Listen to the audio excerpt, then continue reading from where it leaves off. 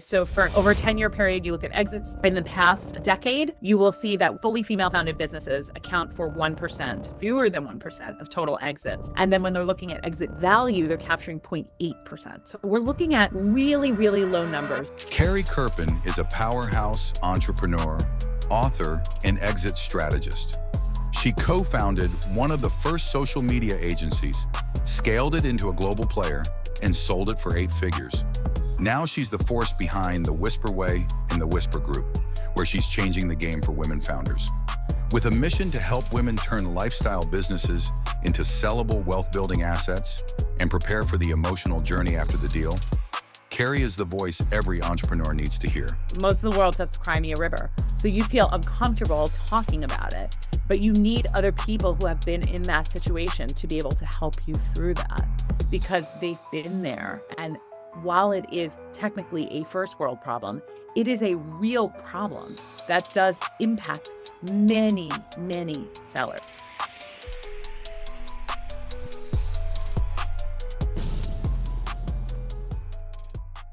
Hey, everybody, and welcome to your next. I've got my good friend Carrie with me today. We met back at the Exit Planning Summit in, I feel like that was April. Maybe it was May, but it's been a while. Carrie's had a hot, fast, heavy, wild summer, and we are here to talk about what I believe to be an amazing story. Carrie, thank you so much for making a little bit of time for me today. Of course, Jerome, I'm so excited to be on with you. You are really a fantastic resource in the exit planning space, and we're just so lucky to have you. Thank you for that. So you had an exit, a I big had an one. exit, yeah. Pretty big. Well, you shrug your shoulders. I say it's big. And I bring that up because there's so few women-led companies that exit.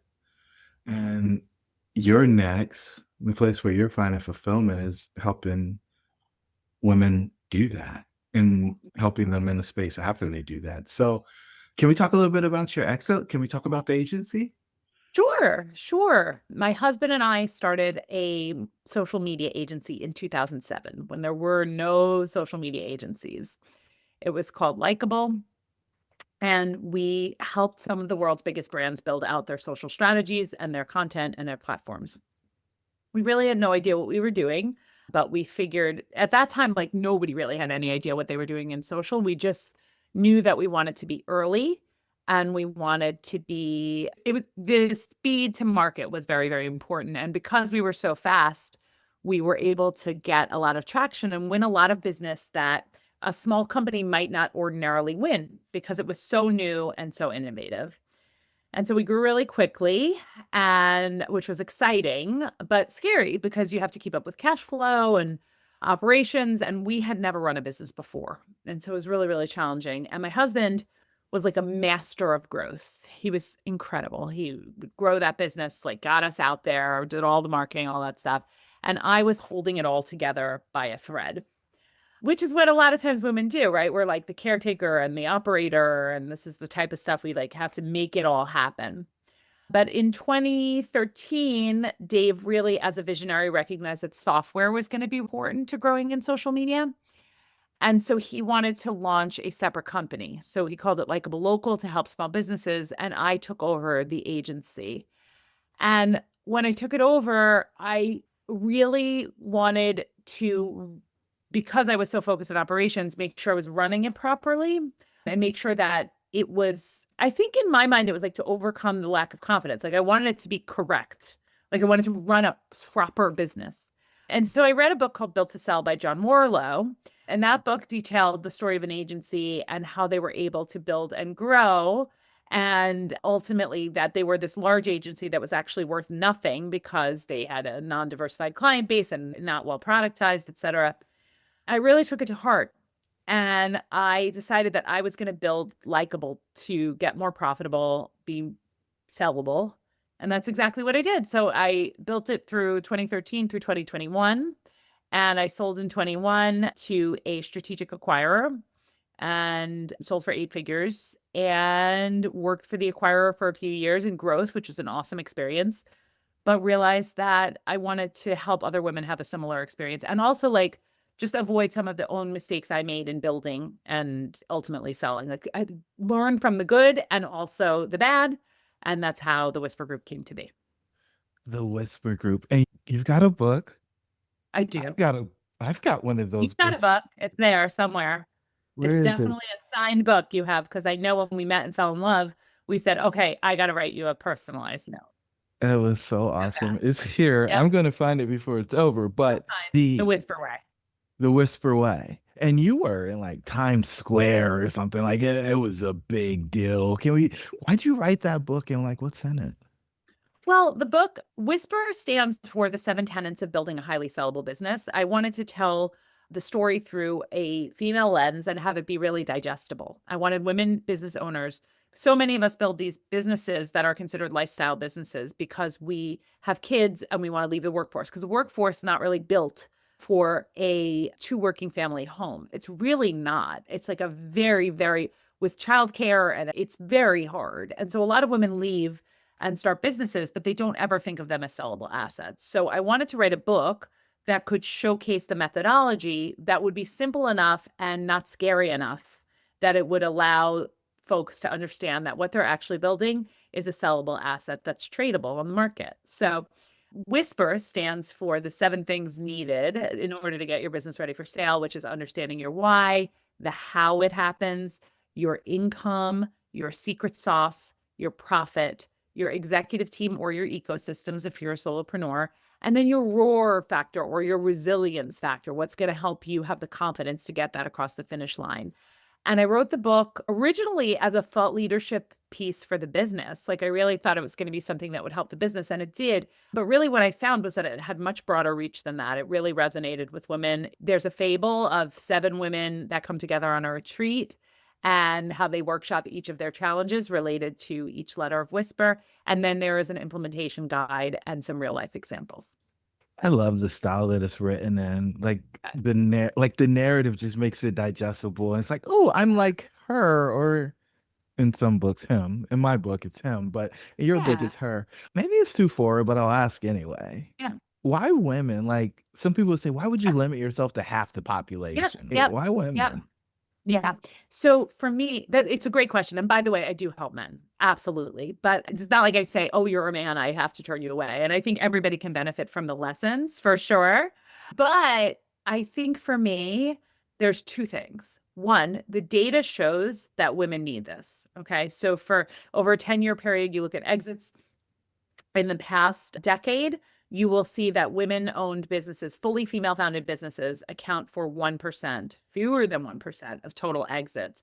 And then when they're looking at exit value, they're capturing 0.8%. So we're looking at really, really low numbers. So women need this. But aside from that, it's also that women in general are starting businesses quite often so motivated by things other than to exit, right? Like we don't really care about exit. We want to build a good team. We want to build a company that allows us the lifestyle that we need to be able to go to the soccer games. Like all of these things are motivators, and nobody was really speaking to them in a way that matters. Like I see the amount of like male focused douchebag content I see on the internet is high. Like I saw recently in a thing from an investment banker, like, don't talk to anybody unless you have $2 million in EBITDA. Well, for most people, and especially most women, they're not getting to that space. And so we needed a way for women to feel understood.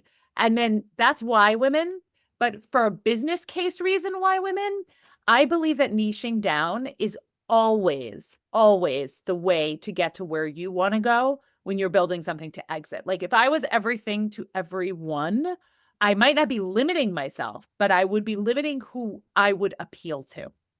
By focusing on who I appeal to and knowing my target market so well, I'm able to close much faster and grow much faster. Yeah. And then messaging, right? Like if your message is watered down, you can't cut Mm. through. Gotta be niche. I have no problem with niche. I could niche down further. Wow. Wow, Yeah. wow, wow. So you're championing the women. You've given them 7 steps. Is it 7 factors or 7 steps? It's 7 factors, but there are steps that you can do within each to improve. Yeah, the roar factor makes me think about your wonderful, beautiful necklace, and I feel like they're connected, but I'm not just making that up. I wish I was wearing it, Jerome. That necklace is actually designed by an amazing small business owner, Tali Colgan from Malkari. And I met her when I was working with another woman who sold her business because I built a collective of exited female founders. And Jessica Zweig, who is a coach and amazing, just amazing entrepreneur, brilliant, she sold her agency. And I met her stylist who had those necklaces. So, yes, I wear a lion necklace quite a bit. Also, because I'm a Leo. There's so many threads just connecting there. So, Yeah. one of the things I'm really interested in when founders build and exit, and you exited a little bit before the typical range that we see, but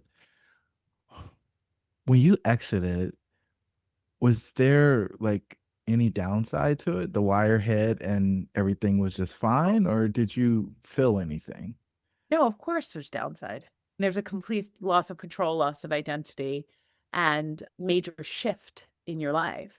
But for me, I felt that I prepared myself for that experience. See, when I sold, I already had an idea of what I might want to do next. There was definitely an opportunity. I felt like my timing was good because I had enough in me to be really engaged for that acquirer. Because I knew if that acquirer was going to pay for that business, I wanted every minute I was with them, I wanted to be engaged in that space. But I also knew that there was something bigger for me at another time.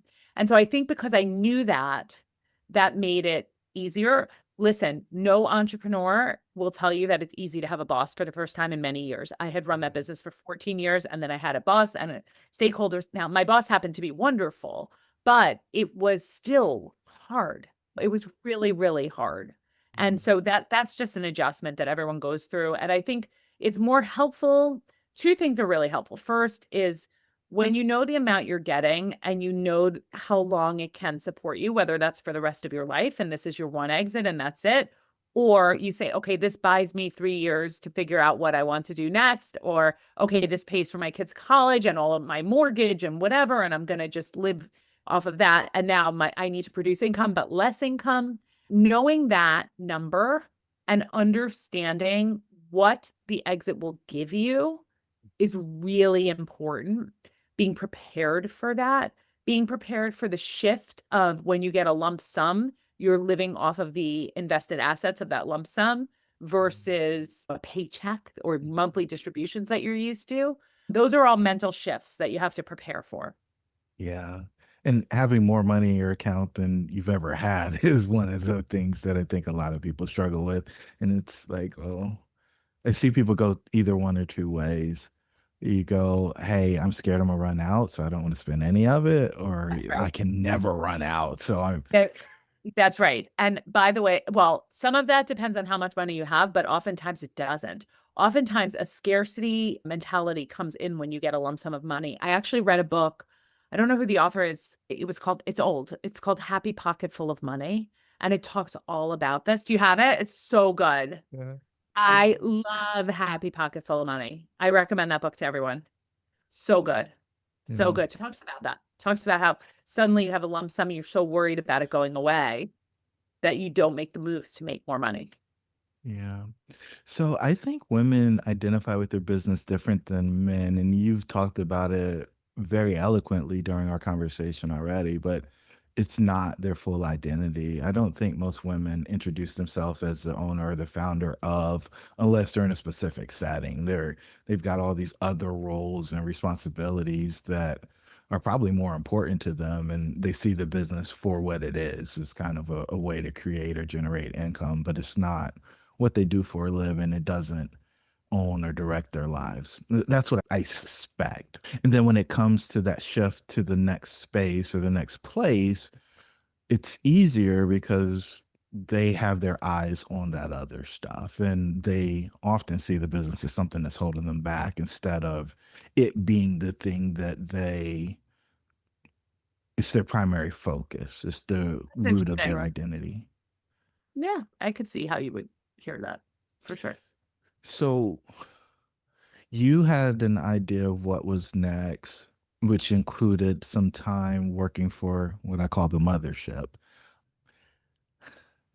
Most people I find struggle with that, right? It's I've been a decision maker. Now somebody else is telling me when I can take vacation or making me submit an expense report.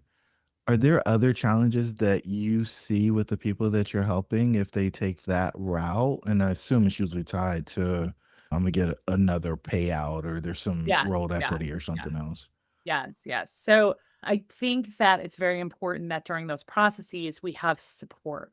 And so that's why I founded the Whisper Collective, which is this group of exited female founders, because they've all been through it and they're all willing to help. And when you're going through your earnout or you're going through any kind of extended contract time, you may need someone to talk through this experience. And so having that through the Whisper Collective is really part of why I do what I do. It's to give women that support from other women who've been in their shoes. Do you find people get stuck on the backside of the exit? Like, is Oh my there God, of course. like, like I call it circling the mountain, right? Like they got to the peak and then they come down and they just walk around and they see the other one, but it's like so high because they're at the bottom. Can we talk a little bit about that and like Yeah. why they get down there and what you've seen be effective at getting out? Well, I think there are a few things. First, I always tell founders not to count on anything other than the cash you get on the day you close, unless there's like maybe a seller note is okay too. If there's something that's guaranteed to you, that might be second less risky. But if you're based on an earnout or a rolled equity, you're rolling the dice. And especially if you have an earnout, you have to make sure and look very, very closely at your contract to make sure that you have control over the ability to impact that earnout.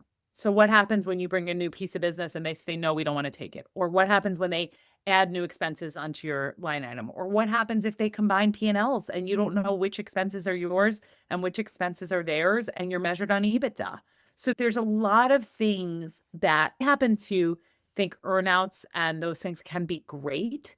There's just two things I would say. One, don't count on it. And two, if you need to count on it, because some of us are in that position, then make sure that the terms allow you to have some form of control on how you can impact that number and make sure that you have in writing, you're going to see regular reporting on that number. Okay. And so what about the like psychological pieces of it? Like I know that much of what you guys do is help people accelerate value or create more Yep. enterprise value.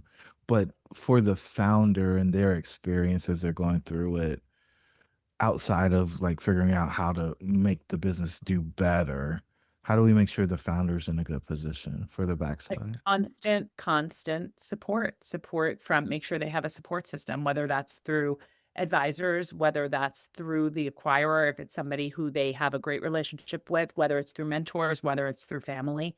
I think it's really, really important to have the support system because it's a very emotional time. Any worthwhile stories to share with because most of the people that listen to this, they're curious about what happens once they step through that portal of the exit. Are there any stories where you think it would be worthwhile for them to hear on something that somebody brought up that they didn't expect to have to deal with on the backside of the exit? And you're like, I don't know what I would do if I didn't have Carrie or the collective to talk to. Oh, there are hundreds of stories, and you can definitely listen to them on my podcast, The Exit Whisperer, where I interview all of the exited female founders that I can get my hands on. Like I cannot hear enough stories, but I think if you want to think about the collective and the Whisper group in particular, one of the things that we do that is different when you have a broker or you have an exit readiness advisor, you have anybody, their job is to get you across the finish line, right? Get you across the finish line. You're there. With us in the Whisper group, our plan is to take you through the entirety of the experience and beyond onto what's next for you. So I just recently had a woman who was an agency founder who was acquired, and it turned out differently than she thought. And her While technically she's protected and will get the money, she feels really marginalized and not valued. And so that process of her working through that and how to continue when you're contractually obligated, when you feel that way, that's the type of work that we do at the Whisper Group that's really, really important. In addition to ensuring that she gets her financial terms, it's Yeah. coaching her through that. We had a founder exit in financial services last year, and she thought bigger role, bigger reach, all this other Right. stuff. It So was like, exciting. yeah. Yep. And Mhm. then she ended up back in the space of, "Oh, no, we just want you to keep doing what you've been doing." And she was like, Correct. "Oh, no." Correct, correct. This is why integration is so important into companies, and it's really, really key. The integration of how an acquisition is integrated is gonna make or break the entire acquisition. Mhm. For those who lose identity, do you Yeah. guys have any processes or tips for folks out there who may be struggling with it? Because I know a lot of people seem to be embarrassed when it happens. I'm like, it's part of the process and we should expect this to happen. Do you have any tips or a process for them to help find the new space? Yeah, I think for me, when I felt that, I looked for other female founders who had been in my space in the agency world and had trouble finding it. I think it's really important to have people who get it and share that voice for you in a way that you know that you're not alone. It's a very first world problem, Jerome, right? Like you're like, okay, I sold my business sometimes for millions and six, even six, seven, eight figures, and I feel lost. Okay. Most of the world has to cry me a river. So you feel uncomfortable talking about it, but you need other people who have been in that situation to be able to help you through that because they've been there. And while it is technically a first world problem, it is a real problem that does impact many, many sellers. Yeah, it doesn't stop the fact that it's a problem. No, And I does watch it? people suffer in silence because think they shouldn't talk about the problem. And I'm like, That's right. that shouldn't be the plight. That shouldn't Yep. be the end after you did all that you did in order to accomplish or achieve what you've accomplished. And getting support, help, guidance, a process to walk through to help you get clarity on it and actually find value again. To think that you do that stuff, you have more money, have more time, have more energy than you've ever had, and then you have low self-esteem because you don't know where to apply that stuff is Right. it's demoralizing, and it's why I think a Yeah. lot of the Right. baby boomers are and even some of the older Gen Xers are holding on to their companies instead of exiting them. Do Yeah. you when you see that thought that, somebody wants to die in the meeting or they have no transition or exit plan, what does that do for you? Like, does it raise your eyebrows? Does it make the hair on your back of your neck stand up? Like, what happens when you talk to that person and they're dead set on, "I'm gonna do this until I die," or, "I'm gonna do it forever?" I am a big proponent of respecting the wishes of founders. I think it's very hard to build a business, and I think respecting the wishes of what the founder wants is fine. But I do think it's very, very important that that type of founder has a oh shit plan, has a what if, because you can drop dead tomorrow, you can become disabled tomorrow, you can have a massive, epic, awful divorce tomorrow. Like all of these things can happen. So you need, at the very least, the oh shit plan. And if you want to die in your desk, okay. But for me, I want to make sure that they have a plan that when they die, that when they do die at their desk at 95, their wealth plan is set up too. It's all really important. But I'm all for founders wanting to work as long as they want to work, if that's what they want. If you extract enough profit from your business, you don't need to sell. Fine. But have a transition plan in case you need to sell. I love it. You got the 3 Ds, divorce, death, and disease, and Or then somewhere in there. Divorce, death, burnout is the disability. B, and then the B is the burnout. Definitely divorce, death, and disability is pretty big. I think exit plans are just good business, Yeah. and making yourself irrelevant in the business is extremely important as well. I think it does a whole lot for value. I guess as we close this thing out, one of the things that I haven't ever asked anybody about, but I think you have a unique perspective on it is like, what are the common mistakes that business owners are making that are keeping them from building a sellable asset? Oh my God, thinking that they are the Messiah, thinking that only they can save the day, only nobody can do it like they can. So there's that founder dependence. Then there's not having enough diversified revenue streams and also diversified client base if they're in the services business. And then finally, continually only reinvesting money into the business versus showing profit. Founders don't like to show profit because of taxes and because of a lot of reasons, but it's really important to build a profitable business and to show that you have a profitable business. Nobody wants to acquire a dud that's unprofitable. So, I love it. Carrie, this has been so enlightening. The Whisper Group, the Whisper Collective, the Whisper Way. all of it. I, I guess it should be that way. If you had a marketing agency, it should all be There you cohesive, go. right? Yeah, yeah, yeah. It's all about the marketing, baby. So if people want to learn more about you or what is happening with the Whisper team, what should they do? They can go to any of our stuff on social. They can follow me, Carrie Kerpen, or the Whisper Group, or sometimes it's We Are the Whisper Group, and the website is wearethewhispergroup.com. We have a free valuation tool that can offer you a valuation. We have a lot of resources and different things on the site. So wearethewhispergroup.com. And the no podcast listeners listen to podcasts. And what's the name of the podcast again? Ah, the Exit Whisperer. Join, come listen. They're great. All right. To our listeners, your dreams should be real. We'll catch you on the next episode.